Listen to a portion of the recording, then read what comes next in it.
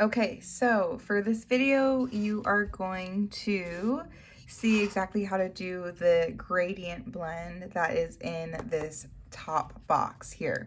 Now, for this box right here, if you're completing this part, it is okay if you go outside the lines of the box. I actually prefer that you do that. Try not to stay within the lines of the box because this is our first time practicing this, and it'll be a lot easier to get this really nice smooth blend of this black going to gray, going to white, if you don't worry about going inside the lines of the box. Now, when we get down to the sphere that you guys will do later, you want to make sure that you're staying within the lines. But for this one, and for this, the sake of this kind of lesson that we're doing, you don't have to worry about that for this project.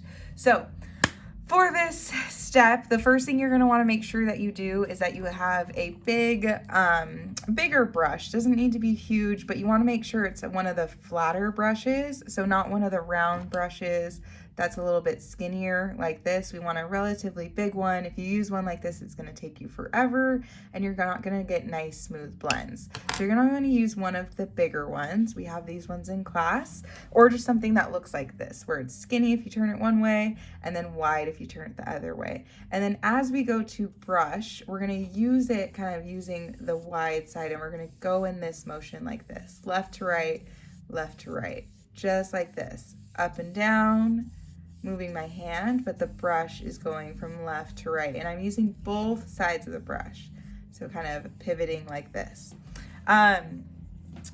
When you go to start, or before you get started, what you're going to want to make sure you have is black paint, white paint, and then you're going to mix black and white together to make like a medium gray tone, something around here. We don't want it to be too light to where it looks like it's almost white, or too dark to where it looks like it's almost black. We want that gray to be right in between, and make sure you have a good amount of gray. If I bring this up, you can see that it's not full, but I've still got, it's somewhere like halfway full, my little divot in my cup. So if you have just a little bit, you're probably going to end up needing to mix more gray as you're working on this, and that can kind of slow you down a little bit. So make sure you've got enough gray. Got my water cup right here, paper towels, brush, ready to go. All right, I'm going to move my water cup just a little bit so that the shadow is not in the way, but I'll tell you guys every time I'm rinsing out my brush. So what you're gonna do, basically, the key with gradients and blending, getting these smooth blends and transitions going from dark to light or from one color to the next, is that the paint has to be wet. So you have to work kind of quick. I always like to kind of wet my brush, so I'm gonna dip it in a cup, but then I always dry it. We want it to be damp, but not dripping wet. So if you see water dripping off of your brush, you have too much water on there, you have to dry it off a little bit. But if you touch it and it feels cold or like it's a little damp, that's kind of where you want it at. So you're gonna wet your brush just a little bit, and then we're going to dip into our black. So we're gonna use about this much paint on our black. We wanna make sure we have enough, not too little, but also not too much. And again, we don't have to worry about staying inside of our lines, but we're gonna bring the black up about a third of the way of this box that we're painting in. And now, in order to blend two colors together to make them kind of look like they subtly transition into each other, you have to work quickly and the colors have to be wet. So I'm gonna rinse out my brush really quick. I'm gonna dip into and dry it, and then I'm gonna dip into my gray, and I'm gonna start with my gray, not touching the black. I'm gonna go back and forth like this, and I'm going to slowly kind of bring it down. I'm gonna overlap that black, still going to the left and right, but I'm also moving my hand up and down.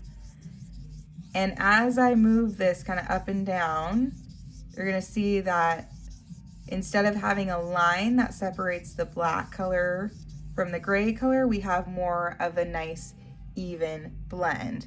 Now I think I could get a little bit more of a blend out of that. So I'm gonna bring my black in a little bit more. I think I wanna bring the darkness up a little bit. So I'm gonna rinse, dry off. I'm gonna dip in just a little bit to the black. I'm gonna start down here. I'm gonna slowly kind of pull that black paint up into the gray. And again, so I'm going side to side, but I'm also moving my hand up and down my paper. Ooh, I think that looks nice. Now I've got a nice subtle blend in between. What we don't want it to look like is we don't want it to look like a strip of black, a strip of gray, and then a strip of white, just kind of not together. Now the key for getting two colors to blend together is that those two colors need to be wet. The paint needs to be wet. So right now my gray has probably already dried a little too much. And I want to make sure that my white paint is going to blend into my gray. So I'm going to show you what happens when the gray has dried. So I'm going to bring in my white paint, start from the top, and I'm going to go back and forth, and I'm going to go down, and I'm going to start to overlap my gray. But you can kind of see what's happening here. The gray and the white, they don't want to blend together. And that's because the white paint is wet, but the gray paint is dry. So here's what is gonna happen, or what you can do if you start to notice that happening and your colors aren't blending together. You need to basically re-wet the colors. You're not gonna re-wet them with water. You need to put down more wet paint. So I'm gonna go in with my white. I'm gonna do like a stripe of white right where that gray ends. Just like that, kind of a thick layer, nothing too crazy thick, but we also don't want it to be too thin.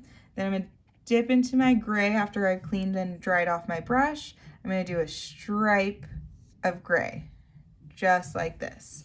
All right, now again, I'm gonna rinse, dry off my brush. It's a little damp, but now that we have two wet paints together, now I can take just a clean brush and I can go back and forth, kind of pull up, go back down, up, back down, and now I've got kind of a smoother blend between my gray and my white. But I still have a line right here of kind of a separation between a light gray and a darker gray. So I'm gonna rinse off my brush because I want that to smooth out a little bit. We don't want to see like a, line separating the two, or two separations of color. I'm gonna dip into my gray because I feel like I need to darken up this white a little bit more, but it's not so dark that I need to make it black. And right across that line that's separating the two, I'm gonna go in with my gray, bring that up. Oop, looks like my gray is a little bit too light for this. So what I'm gonna do right now, since I have the gray on there, is I'm just gonna kind of blend it in with the white. That looks good. And because my gray is too light, that means I do need to use black. So I'm gonna rinse off my brush one more time, dry it. The gray is still wet, so I know I'll be okay. So I'm gonna start from the bottom with my black, and I'm just gonna pull it up. There we go. Now I'm starting to get a nice even blend. So it takes a lot of kind of trial and error.